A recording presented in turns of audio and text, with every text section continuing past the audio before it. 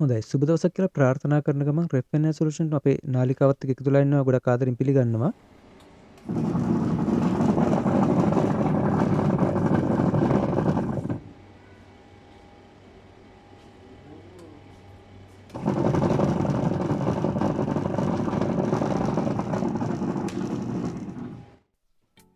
ඉතින් ඔයාලට හොඳට ඇහෙන්න ඇති මේ මැෂින් එකේ මොන වගේ ශබ්දයක්ද තියෙන්නේ කියලා. ඒක සෑහෙන ഘോഷාකාරී ශබ්දයක් තියෙන්නේ. ඉතින් අපි බලමු මේකට හේතුව මොකද්ද? මේක අපි නැති කරගන්න මොන වගේ පාර්ට් එකක් මාරු කරන්න ඕනද? කොහොමද මේ පාර්ට් එක මාරු කරගන්නේ?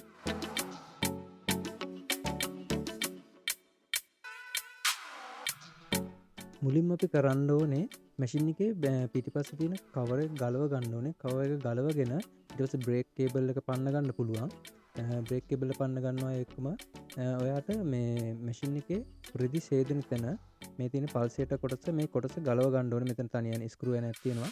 ඒ අනේ ගලවල ඉවරලා මේ කොටස අයින් කර ගන්න ඕනේ අපිට මේ අදාළ කරන උපකරණය කියන පාර්ට් එක ගලව ගන්න. මොකද අපි දැන් මේකේ එක්තරා පාර්ට් එකක් රිප්ලේස් කරන්න යන්නේ. ඉතින් ඒ දේ කරගන්න ඔයාට මේ කොටස ගලව ගන්න ඕනේ අනිවාර්යෙන්. ඉතින් ඔයාට මේ වගේ පොඩි ස්ක්‍රූ ග්‍රේනයක් අඬුවක් එතකොට පොඩි බොක්ස් පැන සෙට් එකක් හරි එහෙම නැත්නම් යතුරු සෙට් එකක් ඒ වගේ දෙයකින් ඔයාට මේ මැෂින් එකේ මේ රිපෙයාර් එක කරගන්න පුළුවන්.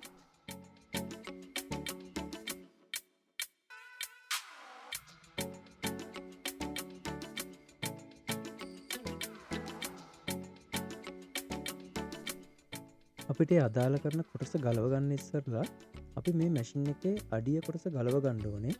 ඉතින් මේ අඩිය කොටස සම්බන්ධ කරලා කොටස් දෙක සම්බන්ධ කරලා ස්ක්‍රූ කීපයක්ම තියෙනවා. ඉතින් මේ හැම එකක්ම හරියට ගලවගෙන ඊට පස්සේ පරිස්සමෙන් අපිට ඒ කැලේ ටික වෙන් කර ගන්න ඕනේ. ඔයාලට බලා ගන්න පුළුවන් කොහොමද මේවා වෙන් කරගන්නේ කියන එක පාර්ට් එකෙන් පාර්ට් එක. ඉතින් අපි මේ කොටස් ටික වෙන් කරගන්න ඊට පස්සේ තමයි අපිට අපි රිප්ලේස් කරන්න යන කොටස මාරු කරගන්නේ. ඔයාලට බලන්න පුළුවන් තව ටිකකින් ඒ කොටස මොකක්ද කියන එක.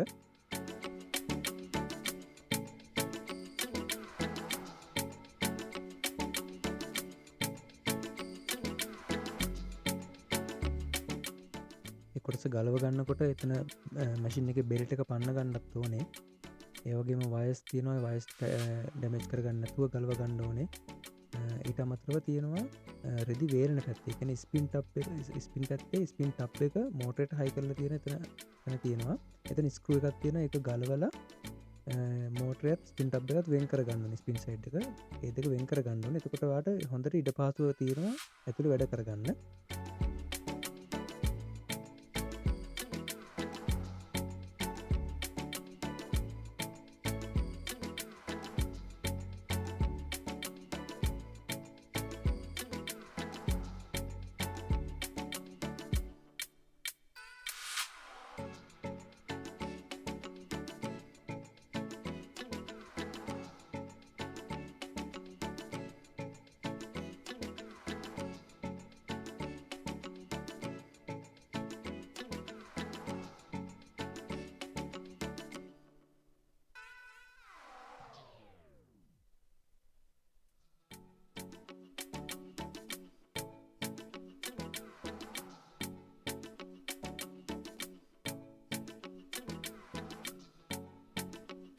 මෙන්න මේ කොටස තමයි අපි දැන් රිප්ලේස් කරන්න යන්නේ.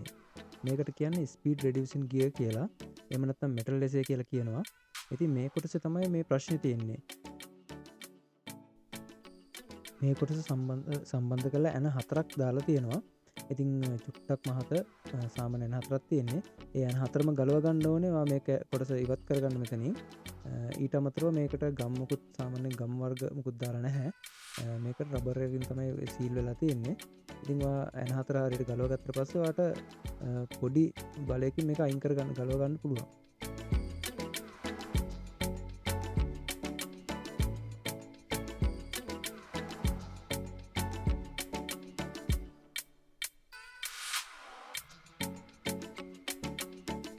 දැන් අපි මේ කොටස ගලවලා ගත්ත අතර දැන් ඔයාට පේනවා මේ කෑල්ලේ මෙතන තියෙන පුලිය මේ ඒ කියන්නේ හොඳට ෆික්ස් වෙලා නෙමෙයි තියෙන්නේ. ඒ කියන්නේ එතන පුලිය නිකන් කැරකෙනවා.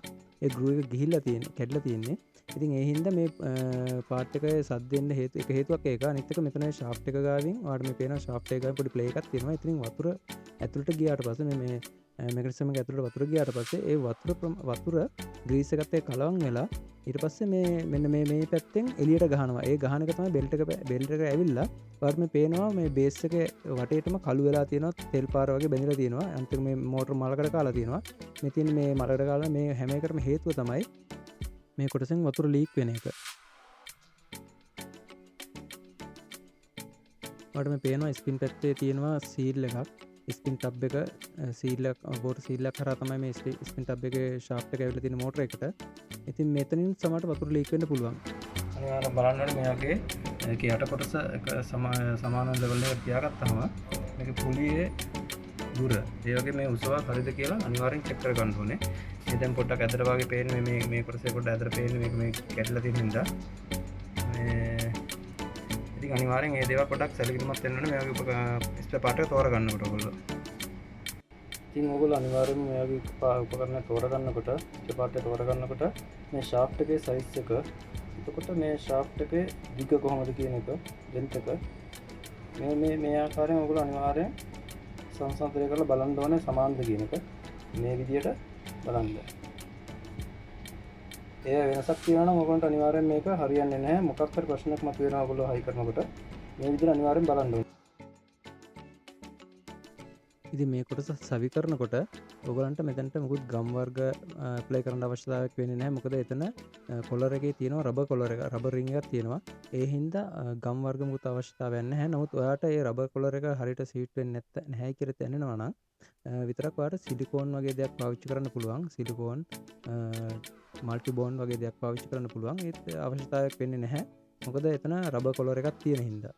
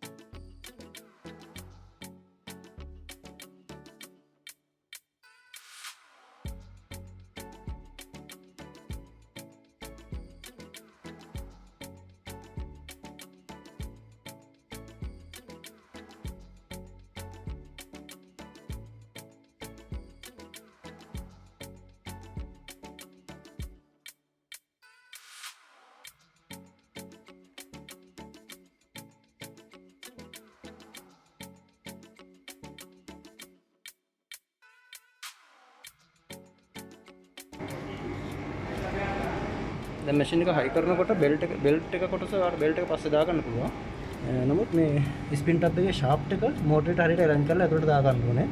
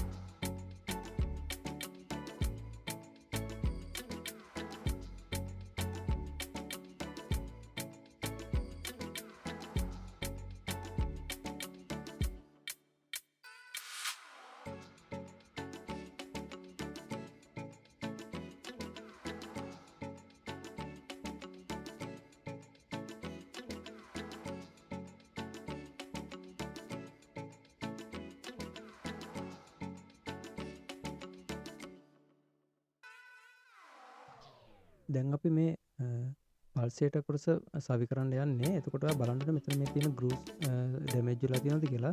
සමහර වෙලාවට ඕගොල්ලෝ රෙදි පාවිච්චි කරන බර වැඩි වෙනකොට මේ පල්සේටර් එකේ තියෙන ගෲස් ටික යන්න පුළුවන්. කියන්නේ සවුත් වෙන්න කැඩෙන්න පුළුවන්. එහෙම වුණොත් එහෙම ඕගොල්ලන්ට ඒකට පින් එකක් ගහලා වගේ හරි ගස්ස ගන්න ඕනේ. ඉතින් අපි දැන් මේ කොටසේ කිසිම ඩැමේජ් එකක් තිබුණේ නැහැ. ඒ හින්දා අපි මේක සාමාන්‍ය ආකාරයකින් සවි කරගන්නවා.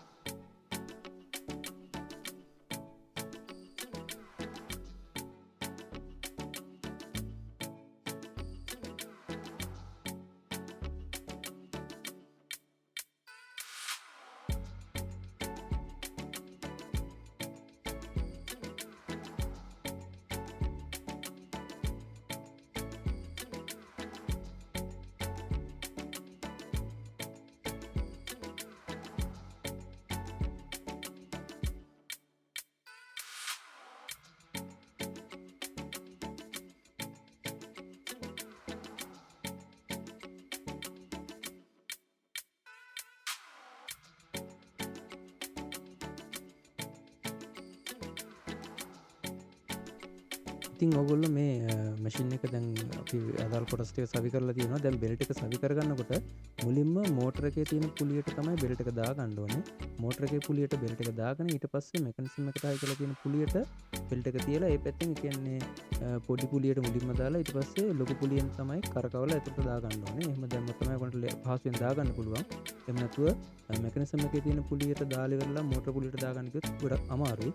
ඒ හින්දා ඔයගොල්ලෝ ඒ විදිහටම මෝටර එකේ තියෙන පුලියට මුලින්ම බෙල්ට් එක දාලා ඊට පස්සේ මෙකනිසම් එකේ තියෙන පුලියෙන් කරකවලා මෙන්න මේ විදිහට ඔයාලට දාගන්න පුළුවන් පහසුවෙන්.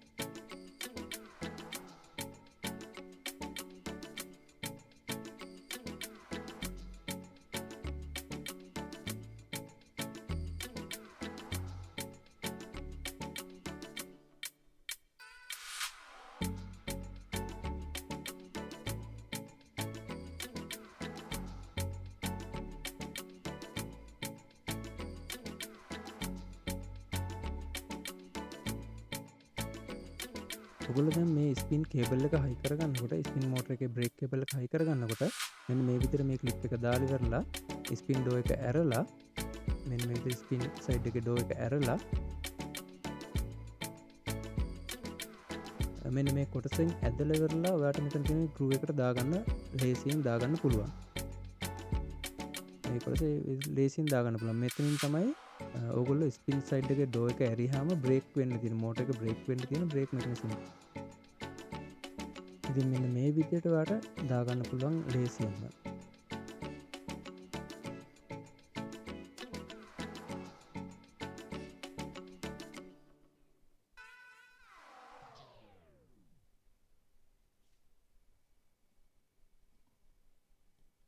මෙන්න මේ විදිහට තමයි ස්පින් ඩෝ එක අරිනකොට වහනකොට බ්‍රේක් කේබල් එක වැඩ කරන්නේ. මෙන්න මේ විදිහට තමයි බ්‍රේක් වෙන්න තියෙන්නේ. ඉතින් ඕගොල්ලෝ අපේ channel එක තාම subscribe කරලා නැත්නම් දැන්ම subscribe කරලා bell button එක press කරලා අපි ඊළඟට දාන වැදගත් මේ වගේ වැදගත් වීඩියෝස් ඕගොල්ලෝ ළඟටම ගෙන්න ගන්න. ඒ වගේම මේ වගේ වීඩියෝස් ඕගොල්ලන්ගේ මේ සම්බන්ධ උනන්දුවක් දක්වන යාළුවොත් අතරත් බෙදා ගන්න.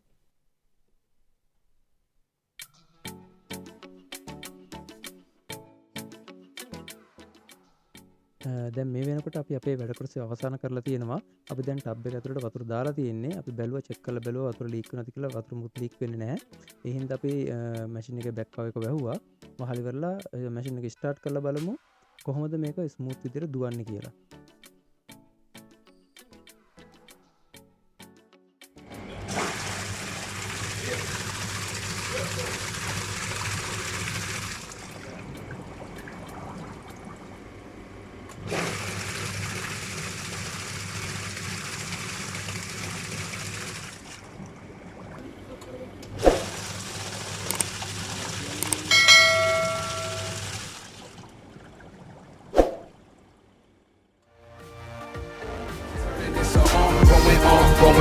Going thing.